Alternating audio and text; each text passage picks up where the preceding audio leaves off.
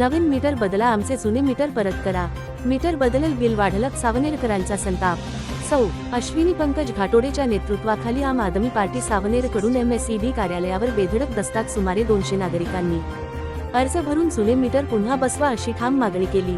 नागरिकांची परवानगी न घेता मीटर बदलणे व वाढलेली बिले हा अन्याय तात्काळ थांबवा, अन्यथा तीव्र आंदोलनाची चेतावणी आम आदमी पार्टीकडून करण्यात आली व जर मीटर बदले नाही तर आम्ही मीटर काढून आणून देऊ व इथे आग लावून मीटर जाळून टाकू असे नागरिकांकडून तीव्र आवाजात घोषणा करण्यात आले।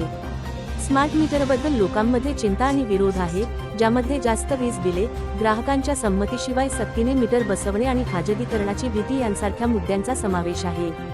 राज्य सरकारने गोरगरीब जनतेला लुटण्यासाठी हे मीटर बनवले आहे व आमच्या घरी जो जबरदस्तीने लावून देण्यात आले हे मीटर ताबडतोब काढून आमचे मीटर परत करा, नाही तर येणाऱ्या आताच्या निवडणुकांमध्ये आम्ही त्यांची जागा दाखवून देऊ असे तीव्र आवाजात नागरिक यावेळी सांगत होते। आज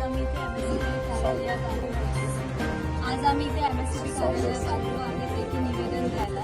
जे पण स्मार्ट मीटर विदाऊट जनतेच्या परमिशनने लागलेले आहेत ते चेंज करून म्हणजे जुने मीटर जे आहे ऑलरेडी जे जुने लागलेले होते ते मीटर इथे लावून द्यायला म्हणजे असं रिक्वेस्ट करायला आम्ही आज आलेलो आहे।